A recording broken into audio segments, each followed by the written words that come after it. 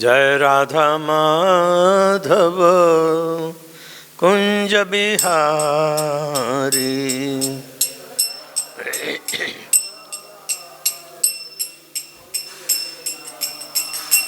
जय राधा माधव कुंज बिहारी।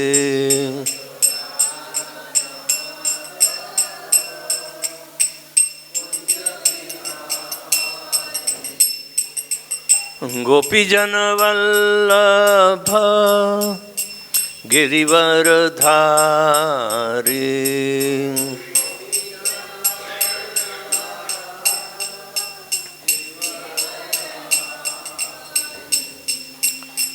गोपीजन वल्लभ गिरिवरधारी।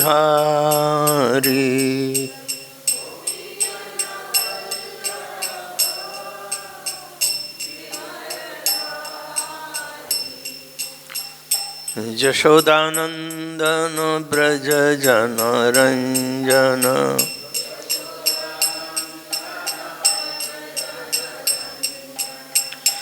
यशोदानंदन ब्रज जन रंजन।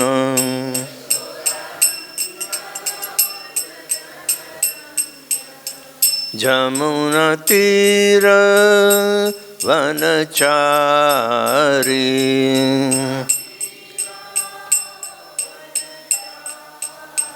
जमुना तीर वनचारी।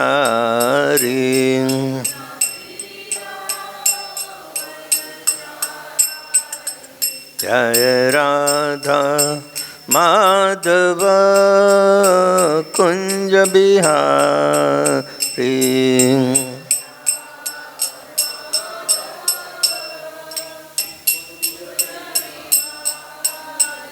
जय राधा माधव कुंज बिहारी।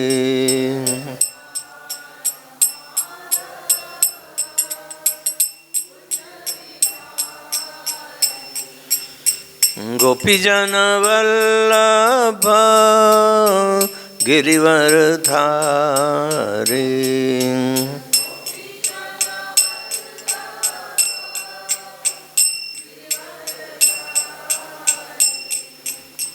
गोपीजन वल्लभ गिरिवरधारी।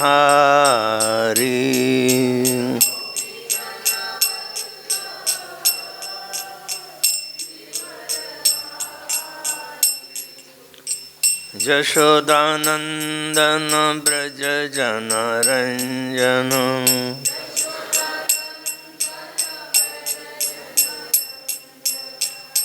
यशोदानंदन ब्रज जन रंजन।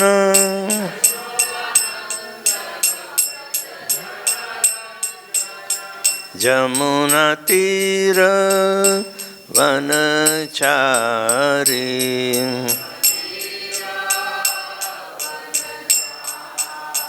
जमुना तीर वनचारी।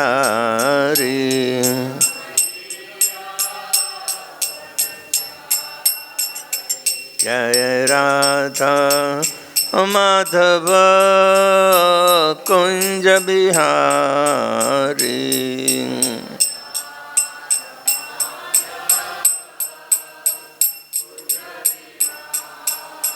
जय राधा माधव कुंज बिहारी।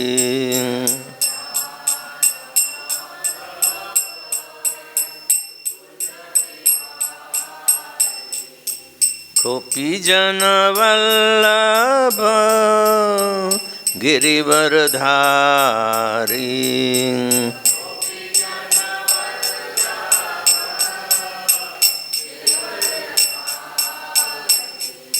गोपीजन वल्लभ गिरिवरधारी।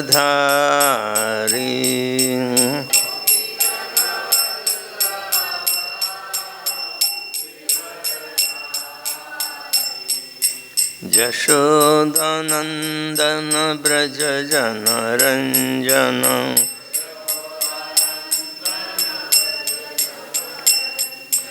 यशोदानन्दन व्रज जनरञ्जन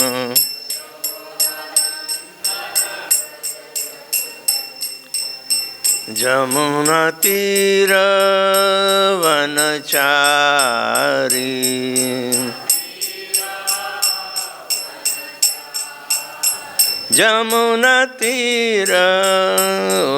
जमुनातीरवनचारी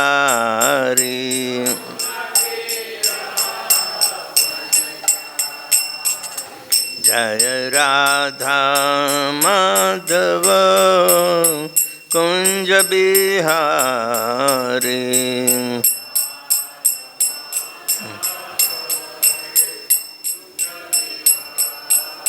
जय राधा माधव कुंज बिहारी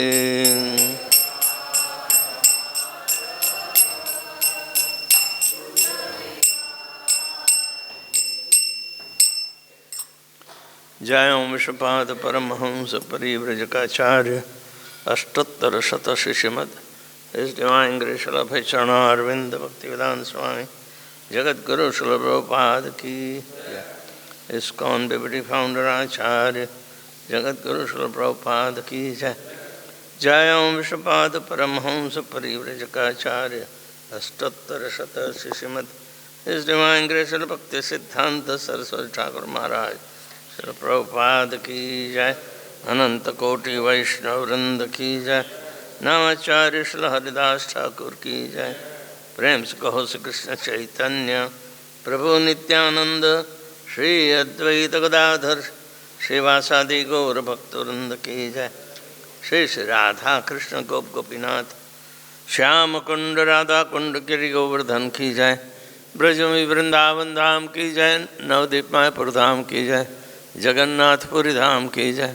गंगा माई की जय। जमुना माई की जय। भक्ति देवी की जय। तुलसी महारानी की जय। समावित भक्तवृंद की जय। ताई गौर प्रेमानंदे all glorious assembled devotees, all glorious assembled devotees, all glorious assembled devotees, glorious to Shri Guru and Shri Gauranga.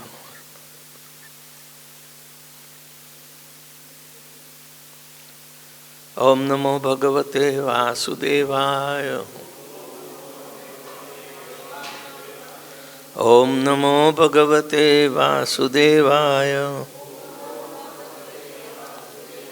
Om Namo Bhagavate Vasudevaya. आज हम श्रीमद् भगवत गीता का चौथा अध्याय और श्लोक संख्या 20 है।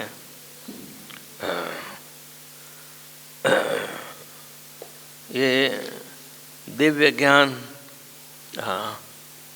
के बारे में भगवान बता रहे हैं। तीसरे अध्याय में कर्मयोग की बातें की हैं, लेकिन अकर्मण क्या है, विकर्मण क्या है और कर्म क्या है, 3 चीज़ों की संज्ञा बताई गई। विकर्म का अर्थ है विरुद्ध कर्म। विरुद्ध कर्म यानी कि जो सूचित नहीं किया गया है, वो चाहे कोई एक दूसरे के देखा देखी में भी अपना लेते हैं, लेकिन ये कर्म हमें कैसे बंधन में डालेगा वो पता नहीं चलता। वो इन चीज़ों से अज्ञात रहते हैं। तो यहाँ भगवान दिव्य ज्ञान जिस बुद्धि द्वारा हम भगवान की आज्ञा का पालन करते जो सूचित कर्म है वही करने को कहा है। श्रीमद् भागवत में भी वही है।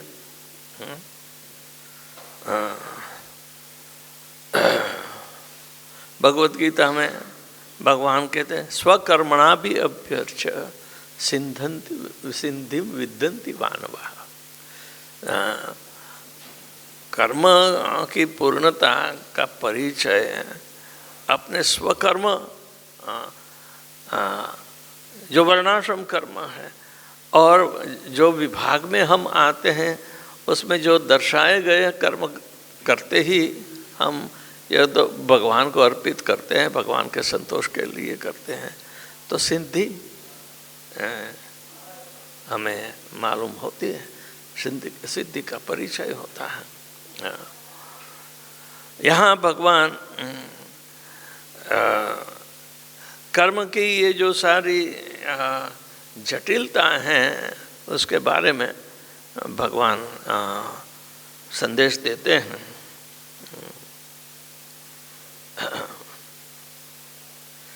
त्यक्त्वा कर्म फलासंगम नित्य तृप्तो निराश्रयः कर्मण्ये अभिप्रवृत्तोऽपि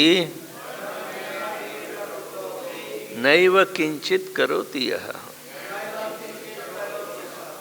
त्यक्त्वा कर्मं फलासंगम नित्य तृप्तो निराश्रयः कर्मणाध्यति प्रवृत्तोऽपि नैवं किंचित करोति यः।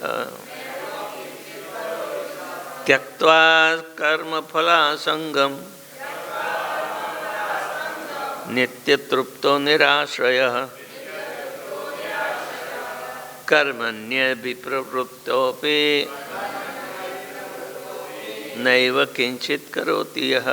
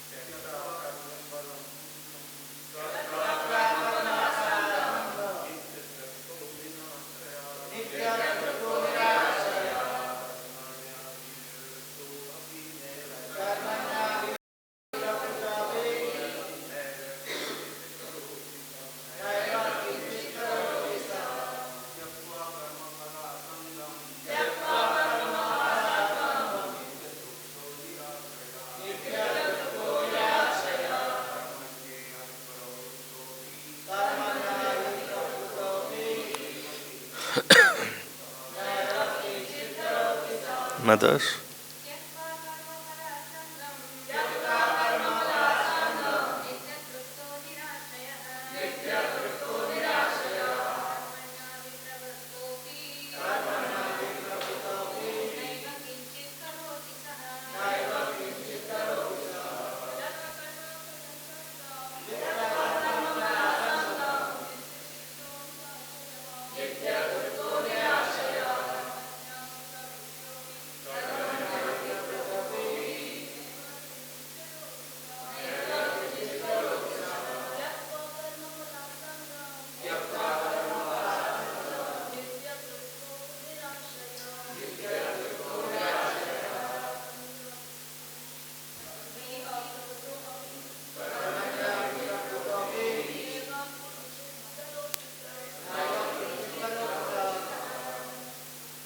त्यक्त्वा त्याग कर फल संग असंगम कर्म फल आसंगम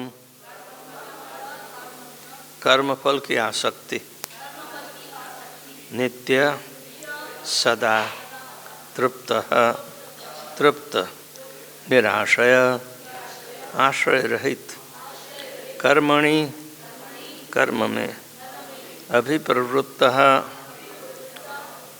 पूर्ण तत्पर रहकर अपि भी न नहीं एव निश्चय ही किंचित कुछ भी करोति करता है सह वह। अनुवाद और तात्पर्य श्रीमदेशी भक्तिवेदांत स्वामी श्री प्रभुपाद के द्वारा। अपने कर्मों फलों की सारी आसक्ति को त्याग कर सदैव संतुष्ट तथा स्वतंत्र रहकर वह सभी प्रकार के कार्यों में व्यस्त रहकर कोई भी सकाम कर्म नहीं करता। कर्म के बंधन से इस प्रकार की मुक्ति तभी संभव है जब मनुष्य कृष्ण भावना भावित होकर हर कार्य कृष्ण के लिए करे। कृष्ण भावना भावित व्यक्ति भगवान के शुद्ध प्रेम वश ही कर्म करता है। फलस्वरूप उसे कर्मफलों के प्रति कोई आकर्षण नहीं रहता, यहाँ तक कि उसे अपने शरीर निर्वाह के प्रति भी कोई आकर्षण नहीं रहता, क्योंकि वह पूर्णतया कृष्ण पर आश्रित रहता है। वह न तो किसी वस्तु को प्राप्त करना चाहता है और न अपनी वस्तु की रक्षा करना चाहता है। वह अपनी पूर्ण सामर्थ्य से अपना कर्तव्य करता है और कृष्ण पर सब कुछ छोड़ देता है। ऐसा अनासक्त व्यक्ति शुभ अशुभ कर्म फलों से मुक्त रहता है, मानो वह कुछ भी नहीं कर रहा हो। यह अकर्म अर्थात निष्काम कर्म का लक्षण है। अतः कृष्ण भावना से रहित कोई भी कार्य करता पर बंधन स्वरूप होता है, और विकर्म यही का असली स्वरूप है, जैसा कि पहले बताया जा चुका है। जो अंतिम वाक्य है कि अतः कृष्ण भावना मत से रहित कोई भी कार्य कर्ता पर बंधन स्वरूप होता है, और विकर्म का यही असली रूप है, जैसा कि पहले बताया जा चुका है।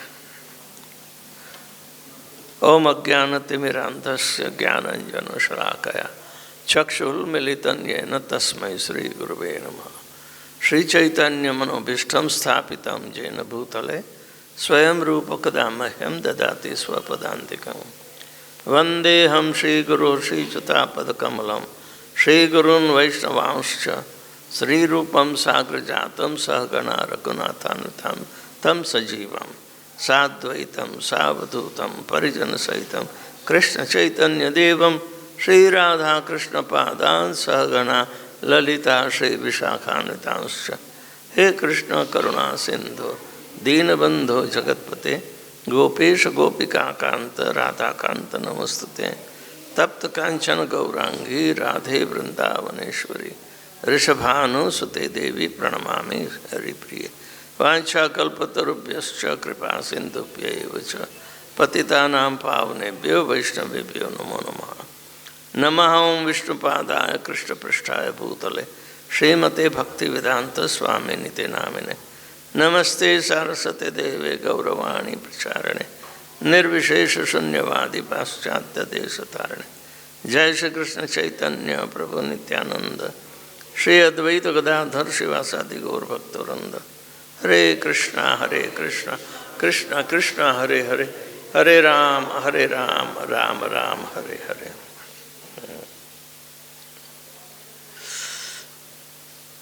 अपने कर्म फलों को की सारी आसक्ति का त्याग करके सदैव संतुष्ट तथा स्वतंत्र रहकर वह सभी प्रकार के कार्यों में व्यस्त रहकर कोई भी सकाम कर्म नहीं करता।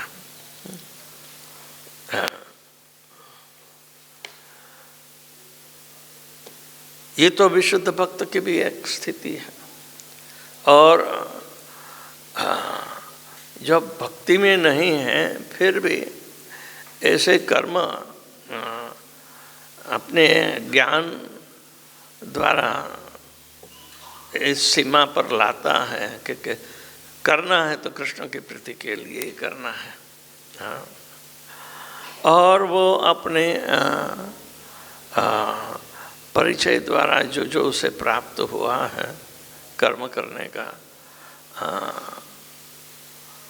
तो ये कर्म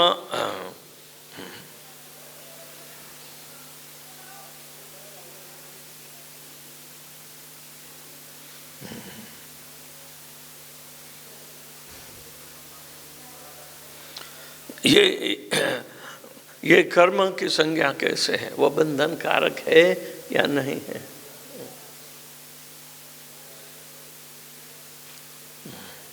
अभी साफ करने का समय है क्या?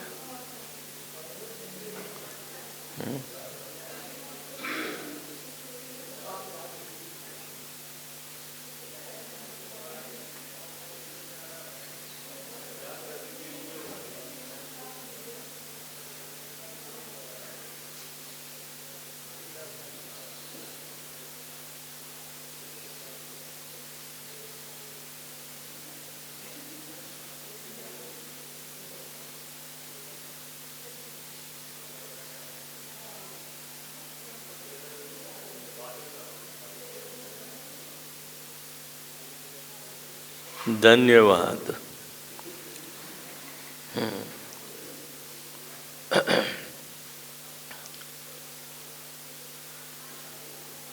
व्यक्ति अपने ज्ञान के अभिक्रम से भी वो जानता है कि यदि सादा कर्म भी बंधन कारक है, विकर्म तो और बंधन कारक होगा ही। पर लेकिन यहाँ तो विकर्म की व्याख्या कुछ और गहरी दे दी है। आप अंतिम प्रभुपाद जी का जो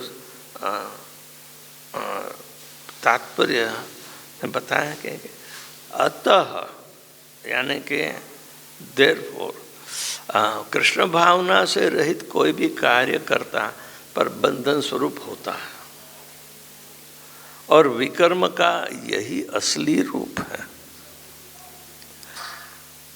इसका मतलब है जो कोई कृष्ण भावना भावित कर्म नहीं है सब विकर्म कहलाता है।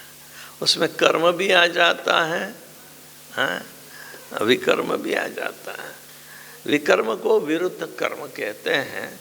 लेकिन यदि हम दैनिक कर्म जो करते रहते हैं वो अपनी प्रीति के लिए होता है, भगवान की प्रीति के लिए नहीं है। तो अपने प्रीति के लिए कर्म, सकाम कर्म पे तो विकर्म का ही बताया है। सकाम कर्म विकर्म है, वो भगवान ने कभी सूचित नहीं किया है। वहाँ अर्जुन को जो सबसे पहला उपदेश दूसरे अध्याय में कर्मण्येवाधिकारस्ते मा कर्मेषु फलेषु कदाचन मा कर्म फल हेतुर्भूर्मा त्वे अस्ति असंग अकर्मणि, वहाँ भी यही स्पष्टता भगवान ने पहले बता दी है। तुम्हें कर्म करने का अधिकार है लेकिन फल में नहीं है। यानी कि सकाम कर्म करने की भगवान ने किसी को आज्ञा दी ही नहीं। यानी कि जो सकाम कर्म अपने इंद्रिय प्रीति के लिए करता है वो विकर्म ही है। वो कर्म बंधन करेगा, यानी कि आत्मा के लिए तो विरुद्ध हुआ ना परिणाम। सकाम कर्म बंधन करता है, जो बंधन करता है वो भगवान क्यों सूचित करेंगे। इसलिए ये विकर्म की शुरुआत बता देते हैं। विकर्म यहाँ से होता है, और इसमें भी हम चाहे माया के आशीर्वाद से हम और गहराई से इतनी कर्म की जड़ें अंदर डाल देते हैं। हाँ, परिवार के लिए काम करना, झूठी समाज की रचना और उसके लिए काम करना, देश के लिए काम करना, ये सब विकर्म कहलाता है।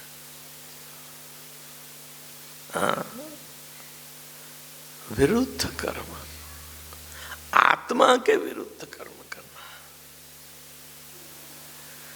जब देश के लिए फिटने वाले सैनिक होते हैं वो स्वर्ग में ही जा सकते हैं। हाँ, स्वधर्म में कर्म करते हुए जो शरीर का त्याग करता है उसे स्वर्ग की प्राप्ति होती है। इसमें बड़ाई क्या है? भुवन लोग पुनरावर्तिन अर्जुन,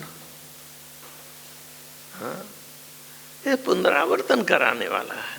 तो आत्मा के लिए हितकारी कर्म नहीं है।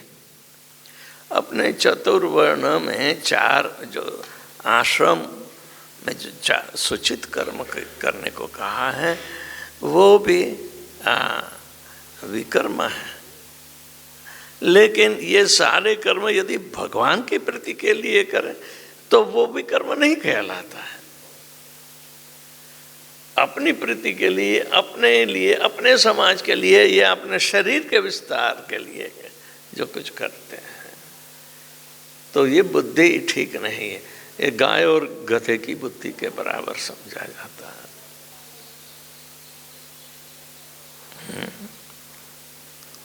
यस्य आत्मबुद्धि गुणपेत्री धातु के स्वधिक कलत्रादिषु इज्ज भौमधि यतीर्थ बुद्धि सलीले न कर ही चित जनेषु अभिज्ञेषु स एव गोखर।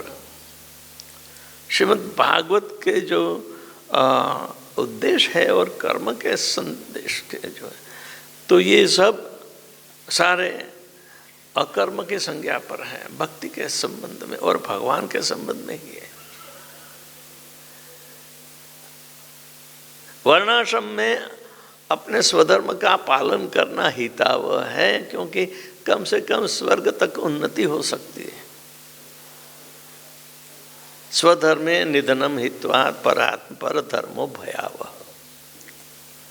हाँ, अपने अपने जो सूचित कर्म वर्णाश्रम विभाग में जो कहा गया है, तो हम अपने संतोष के लिए करते हैं, पर लेकिन यदि भगवान के संतोष के लिए करें तो वो भक्ति हो जाएगी।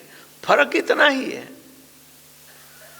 हम मान लेते हैं कि क्या ये भी हमने भगवान के संतोष के लिए किया, लेकिन भगवान जिसका उद्देश्य है ही नहीं, वो जानबूझकर थोपता क्यों है?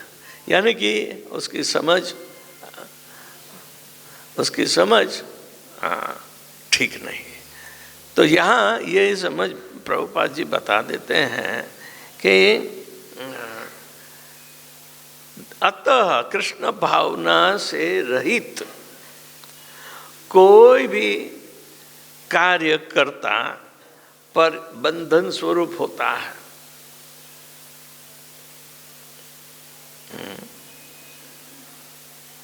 और ये विकर्म का यही असली रूप है। जो सूचित नहीं किया गया है वो विकर्म ही कहलाएगा। हम जानबूझकर विरोधी कर्म करते हैं ना। तो लोग, हाँ, जो मायावादी लोग हैं वो कर्म, अकर्म और विकर्म की संज्ञा भगवान को छुए बिना करते हैं। इसे महत्ता क्या है? जो कर्म के नीति नियम जानते हैं वैसे कवि कहलाते हैं। हाँ, वो भी मोहित हो जाते हैं। जब इमरजेंसी ऐसी आती है तो उनकी बुद्धि भी चक्रवात में चढ़ जाती है कि क्या करना क्या न करना, क्योंकि भगवान बीच में है ही नहीं इन लोगों के लिए। अपनी बुद्धि से ही जो विचार करने वाले हैं। हाँ। तो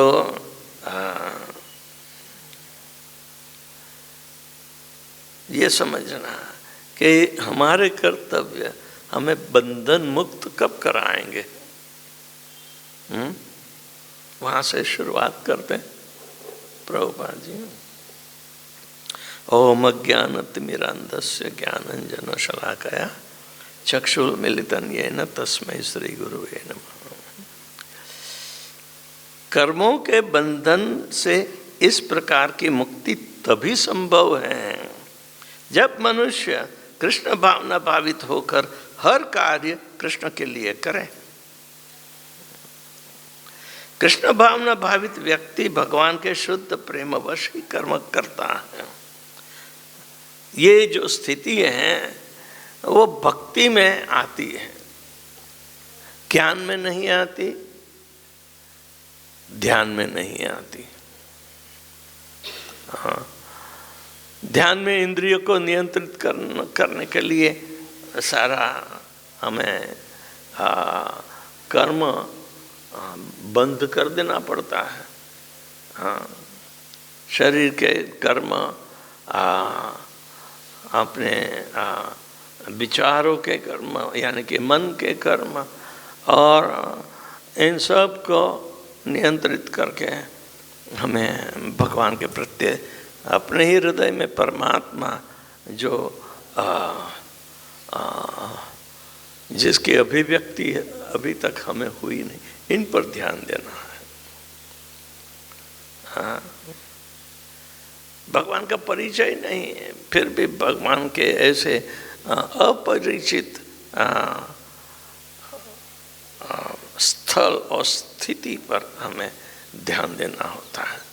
वो तो भक्ति नहीं कहलाती है।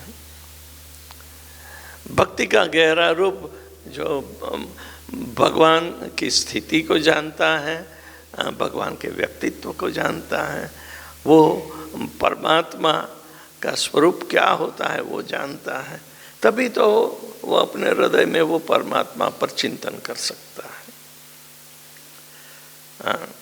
वो जानकारी न होने के बावजूद यदि कोई तपस्या करके ध्यान लगाकर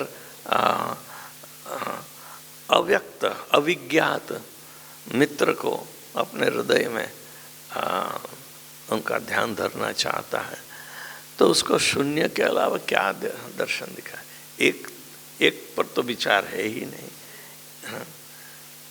तो अपना हृदय भी भगवान बिना शून्यता का अनुभव करेगा, वो दूसरे को क्या अनुभव कराएगा? हाँ, जब भक्त योगी होता है, हाँ, जैसे कर्दम मुनि, ये योगी हैं बड़े, लेकिन परमात्मा का स्वरूप जानते हैं। हाँ, परमात्मा किनका विस्तार है वो भी जानते हैं, और उनको हमेशा हृदय में रखकर ही तपस्या इत्यादि करते हैं। तो ये भक्त योगी है। हाँ, तस्माद योगी भव अर्जुन, ऐसा भक्त योगी बनने की आवश्यकता अर्जुन को बताते हैं भगवान। क्योंकि ये ज्ञान योगी से, हठ योगी से भी उत्तम है। ऐसा नहीं कि हर एक योगियों को भगवान का परिचय है और परमात्मा का परिचय है, क्योंकि इनकी एक ही जिम्मेदारी होती है, कहीं एकांत में बैठकर अपने ही हृदय में झांकी करने के लिए ये योग साधना करता है। ध्यान धारणा के बाद आता है, और धारणा के बाद समाधि आती है। जब ध्यान में ध्यान कैसे लगाएं? धारणा के आधार पर लगाएंगे ना। जैसी धारणा, हाँ, वैसा ध्यान। कोई निर्गुण निराकार में मानता है तो धारणा कैसी होगी? और वो ध्यान पे निर्गुण निराकार पे लगाने के लिए क्या करेगा? ऐसे बहुत सारे कृत्रिम स्वरूप से ध्यान लगे का नुकसान कराने वाली संस्था सालों से पैसे कमा रही है।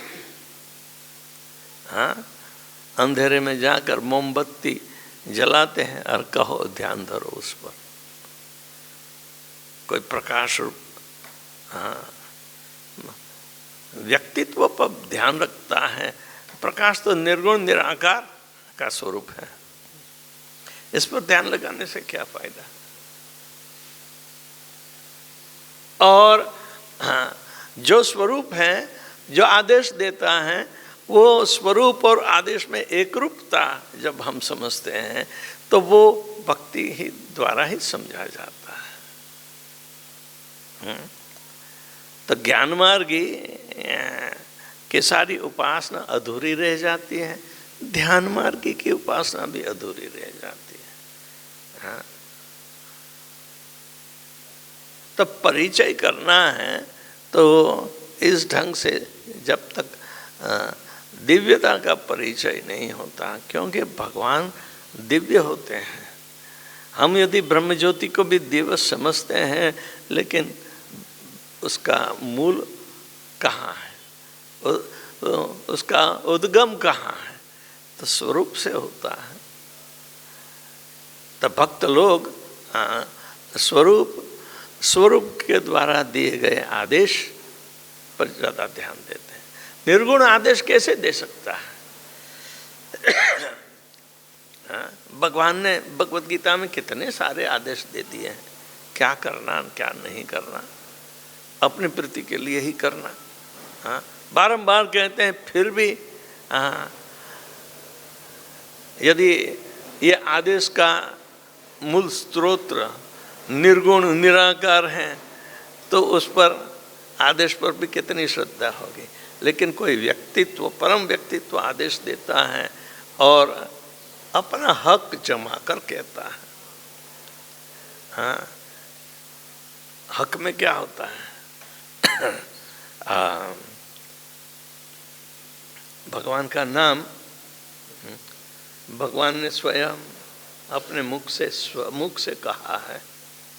हाँ, और सिर्फ किसी की जानकारी के आधार पर भगवान का नाम नहीं है। भगवान और भगवान का नाम एक रूप होता है। हाँ, तो भगवान जब दावा करते हैं तो इसका अधिकारत्व रहता है। जो भगवान को जानता नहीं है, निर्गुण है, और फिर भी इसके आदेश पर कोई विवेचन करता है, तो उसमें दम क्या है? निर्गुण निराकारी हमेशा आदेश का अर्थघटन करते रहते हैं। व्यक्तित्व इसके पीछे नहीं है, इसीलिए व्यक्तित्व का विरोध करते हैं और अपने व्यक्तित्व में अपनी जानकारी, अपना ज्ञान इत्यादि भेल सेल मिक्सचर बनाकर दुनिया को परोसते हैं। निर्गुण निराकारी, और एक निर्गुण निराकारी दूसरे निर्गुण निराकारी से पटती नहीं उसकी। इसलिए कृष्ण भगवान का आदेश यथारूप जो भक्तिमान मनुष्य है वो ही ले सकता है, क्योंकि भगवान को अधिकारी मानते हैं। भगवान द्वारा दिए गए स्पष्ट जो आदेश हैं, इनका पालन करने की देखरेख भी भगवान करते हैं कि ये पालन करता है कि नहीं। इसलिए कृष्ण भावना भावित व्यक्ति भगवान के ये सारे इरादे को समझते हैं। इसलिए प्रभुपाद जी समझाते हैं कि ये कोई दिव्य ज्ञान कोई निरर्थक बातें नहीं है। वो दिव्यता का परिचय हमें जैसे समझाए हुए अनुसार यदि हमें करना है, थोड़ा सा भी परिचय हो तो भी दिव्यता का परिचय अपने आप को मुक्त कराएगा।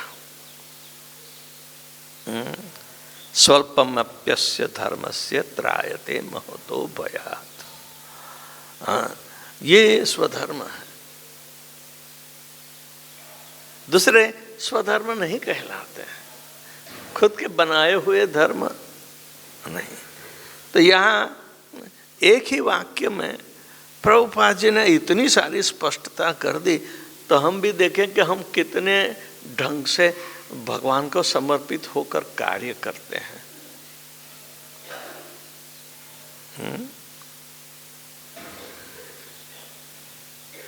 उसकी भाषा बताई गई है, न शोचति न कांक्षति, समत सर्वेषु भूतेषु मद भक्तिम लभते पराम। तो परा भक्ति पाने के लिए ये कितना बड़ा संदेश है। नहीं तो भक्ति हम लोग सब करते हैं, पर एक ही निचोड़ पर, एक ही तत्व पर, हम एक ही भगवान के ये शब्द पर और प्रभुपाद जी के शब्द पर, इस पर ही ध्यान दें तो पराभक्ति पा सकते हैं, जिसमें कोई बंधन नहीं, वो अनायास ही भगवान की प्रीति के लिए काम करता है। वो परिणाम की तुलना के लिए भी नहीं, कैसे आता है परिणाम उसकी भी परवाह नहीं करता है। वो सब अपनी जिम्मेदारी पर। हाँ, वो स्पॉन्टेनियस डिवोशनल सर्विस या रागानुराग भक्ति कहलाती है। फिर से देखो, कर्मों के बंधन से इस प्रकार की मुक्ति तभी संभव है कि जब मनुष्य कृष्ण भावना भावित होकर हर कार्य कृष्ण के लिए करे। कृष्ण भावना भावित व्यक्ति भगवान के शुद्ध प्रेम वश ही कर्म करता है। फलस्वरूप उसे कर्म फलों के प्रति कोई आकर्षण नहीं रहता, यहाँ तक कि उसने अपने शरीर निर्वाह के प्रति भी कोई आकर्षण नहीं रहता, क्योंकि वह पूर्णतया कृष्ण पर आश्रित रहता है। ये तो भगवान को शरणागत होने के लिए एक निर्देश बताया है। भगवान श्री कृष्ण पर पूर्ण रूप से आश्रित करने के लिए 6 चीज़ों की आवश्यकता बताई है ना भक्ति विनोद ठाकुर ने। कौन कौन सी है?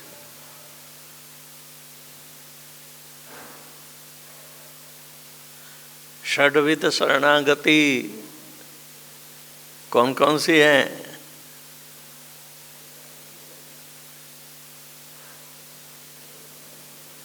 हम कुछ नहीं है, हमारे पास कुछ, अकिंचन है। हाँ, तो अकिंचन का स्वभाव कैसे होना चाहिए? हाँ, ये तैयारी है, अकिंचन होना शरणागति की तैयारी है। हाँ, जो तैयारी नहीं है तो आगे के क्रम हम बढ़ नहीं पाएंगे। हाँ, ऐसी विनम्रता उसे दिखानी पड़ेगी। तो तृणादपि सुनेचन तो इन लोगों के ही लागू होता है। हाँ, जो अकिंचन है वो विनम्र होना ही चाहिए। तीसरा क्या है? भगवान को शरणागत होने के लिए तीसरा कर्म, भगवान मेरी रक्षा करेंगे, भगवान ही मेरा पोषण करेंगे। ये कोई भगवान पर जबरदस्ती करने का दावा नहीं है, वो आश्रित है।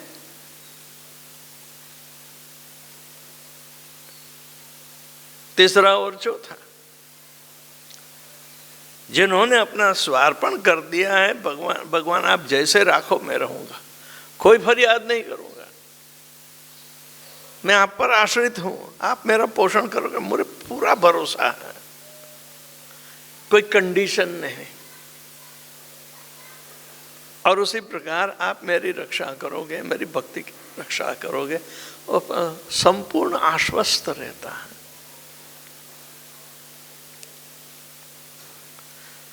और इसलिए पांचवा, मैं भगवान को अनुकूल होकर भगवान के प्रियता का ही सब कार्य करूंगा, और भगवान की अप्रियता जान वो ऐसा कोई भी काम नहीं करूंगा।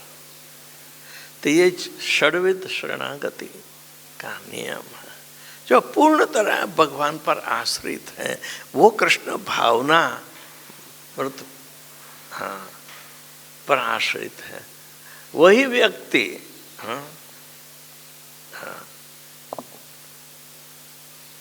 कृष्ण पर पूर्णतः आश्रित रहता है। वह न तो किसी वस्तु को प्राप्त करना चाहता है और न अपनी वस्तुओं की रक्षा करना चाहता है। वह अपनी पूर्ण सामर्थ्य से अपना कर्तव्य करता है और कृष्ण पर सब कुछ छोड़ देता है। ऐसा अनासक्त व्यक्ति शुभ अशुभ कर्म फलों से मुक्त रहता है, मानो वह कुछ भी नहीं करता हो। यह अकर्म अथवा निष्काम कर्म का लक्षण है। जो अकर्म की सूचना दूसरे अध्याय में अर्जुन को कह देते हैं कि कर्मण्येवाधिकारस्ते, तो कर्म करने का तो अधिकार है, पर ये कर्म अकर्म है, विकर्म है, सकाम कर्म है, क्या है? हाँ? तो कर्मण्येवाधिकारस्ते पर मा फलेद सुखदाचन, यानी कि सकाम कर्म नहीं है। हाँ? जब फल की अपेक्षा वाला हो तो सकाम कर्म कहलाएगा। या किसी सूक्ष्म परिणाम के लिए उसकी प्रतिष्ठा इत्यादि बढ़े तो वो भी सकाम कहलाएगा।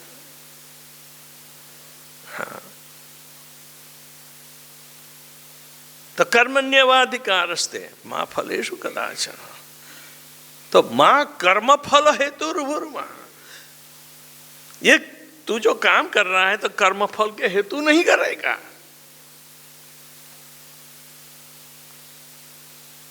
हाँ? कर्म फल के हेतु आज तक अभी तक उसने जो भगवान के साथ आर्ग्यूमेंट किए हैं उसमें कर्म फल का हेतु है। और मेरे सगे संबंधी सब मर जाएंगे तो मैं जीत कर भी क्या करूंगा, किसके साथ मैं अपना सुख बांटूंगा? कर्म फल।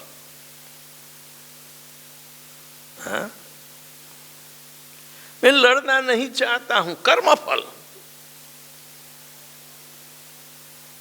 ये अपनी मुक्ति चाहेगा क्या? नहीं लड़कर वो तो पराने वो लोग उसको मार देंगे।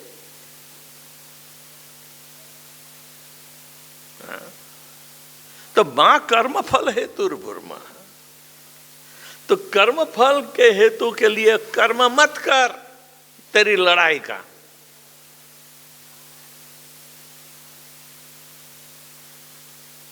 उसके साथ साथ ते अस्ति असंग अकर्मणि, हाँ, इसी तरह अकर्म में तो भी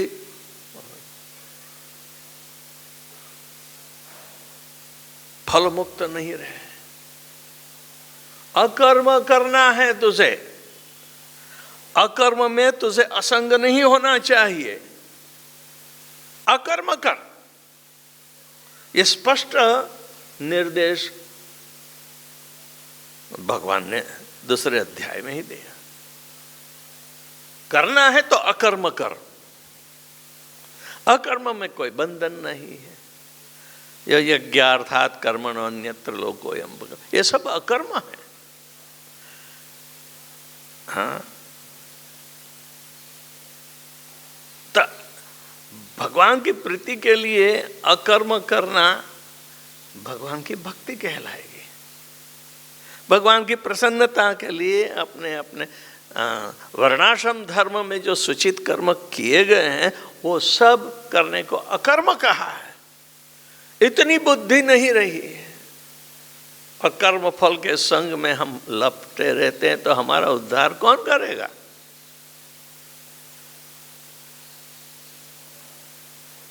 यानी कि हमें जानना चाहिए कर्म क्या है, अकर्म क्या है, विकर्म क्या है।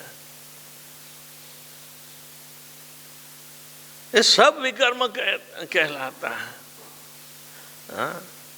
अकर्म और विकर्म दो प्रकार की ही संज्ञा होती है। लेकिन यदि कोई विकर्म के बारे में कहे तो ये सकाम कर्म भी विकर्म कहलाता है, और जो तामसिक मनुष्य जो नहीं करना है वो जानबूझ कर करते हैं वो भी तो विकर्म कहलाता है।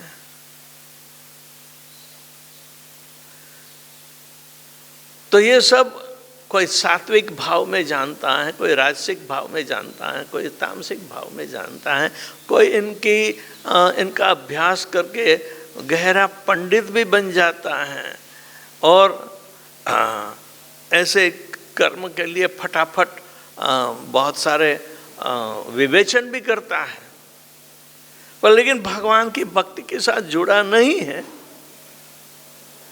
ऐसे व्यक्ति जब कटोकटी की स्थिति आती है आकस्मिक स्थिति पैदा हो जाती है तो उसका चित्त विभ्रम हो जाता है। कवि यानी कि पूर्ण जानकार कि किम कर्मेति कव्यप्यत्र मोहिता। उस समय क्या करना क्या नहीं करना, कवि यानी कि जानकार पूर्ण मोहित हो जाते हैं। लेकिन ये कर्म कृष्ण भावना भावित कर्म है, भक्ति का कर्म है, भक्ति के लिए ही कर्म करना है, तो आप कुछ भी कर सकते हो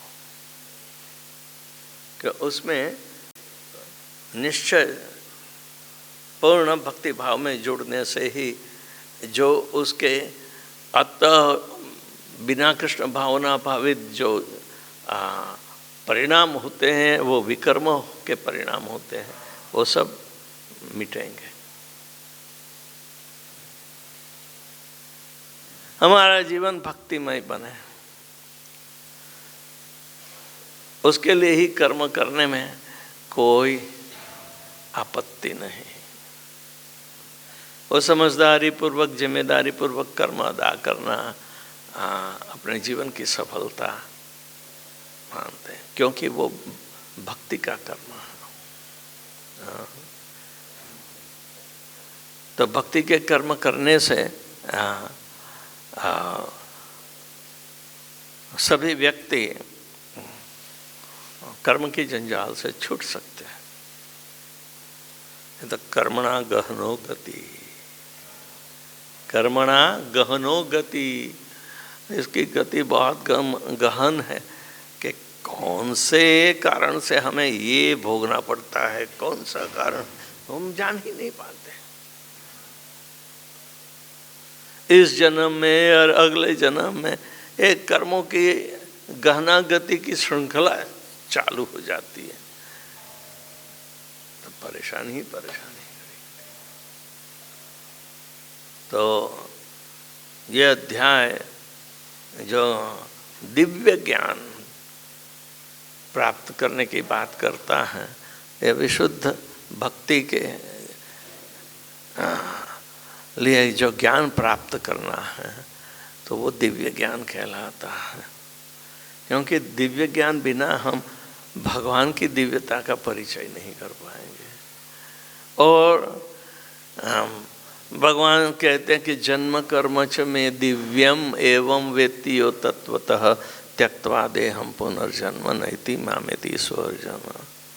हे अर्जुन, मेरे जन्म कर्म सभी दिव्य है और दिव्यता द्वारा ही जो उसका परिचय करता है इसी जन्म में, तो ये देह छोड़कर पूर्ण जन्म नहीं पाएगा, वो मुक्त हो जाएगा। तो यही मुक्ति का कारण बताते हैं। तो किसी को कोई प्रश्न है?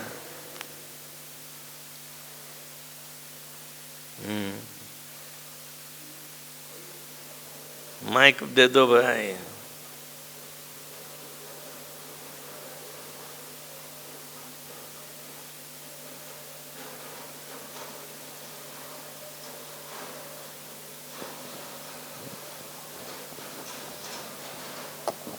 हरे Krishna Maharaj ji, thank you very much for the, मतलब आपने बहुत अच्छा क्लास दिया।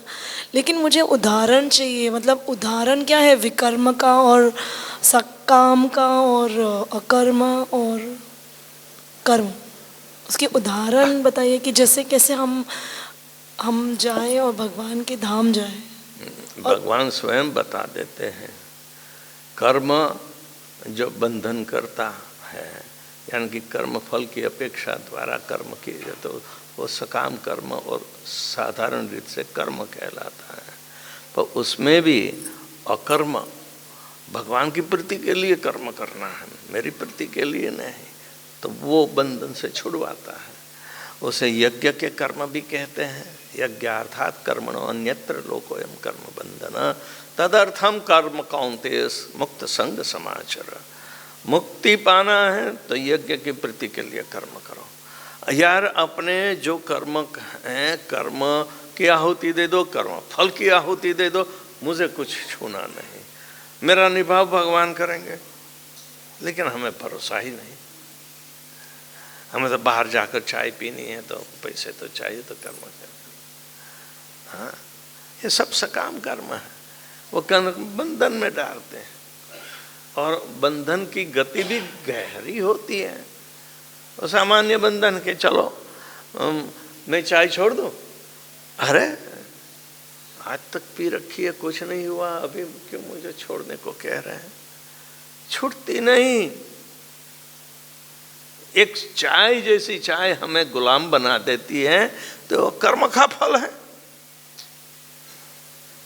दूसरी चीज तो कैसे गुलाम बनाए? वही तो गुलामी आत्मा की गुलामी है, जो ये शरीर संबंधी। तो आत्मा की गुलामी हटानी है, तो हमें भगवान की गुलामी पूर्ण रूप से स्वीकारनी पड़ेगी।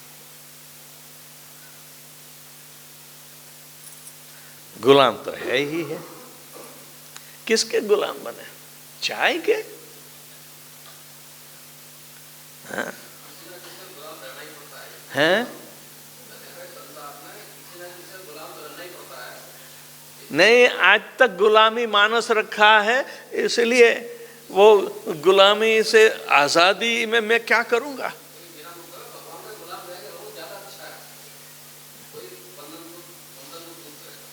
ये अच्छा बुरा का उसका तो दिमाग है ही नहीं। हाँ, लेकिन दिमाग तो भगवत गीता में दिए जाता है, वो दिमाग का भी पालन नहीं करता तो होगा क्या? मंगल आरती के बाद देखो चाय की दुकान पर कितने खड़े होते हैं।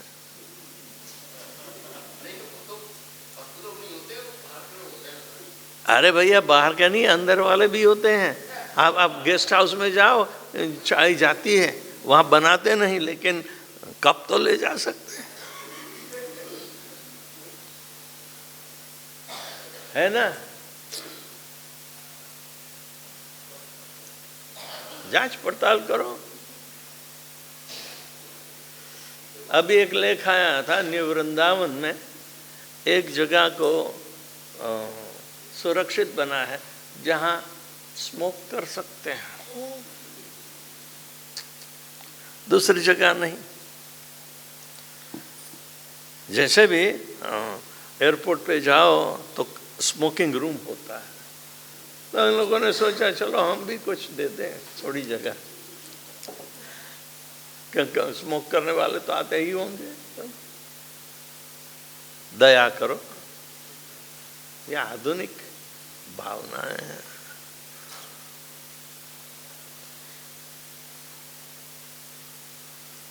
उसी तरह शराब के लिए एक कोना रख दो जहां पिए, लेकिन ये वृंदावन की भूमि में क्यों करना है? यहां भी तो होता है ना, ठेके वाले है पड़े, घर घर में मिलेगी।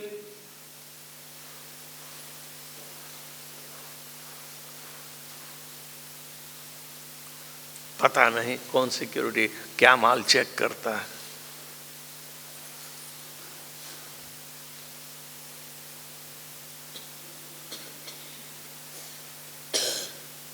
कलयुग है।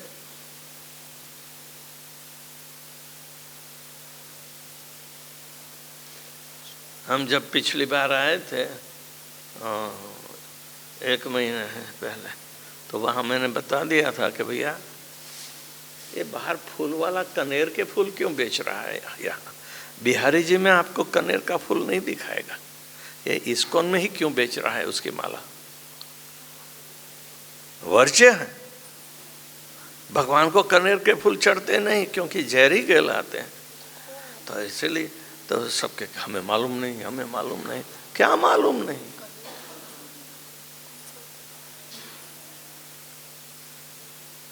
जब पुजारी की शिक्षा होती है उसमें तो सबको मालूम होना चाहिए।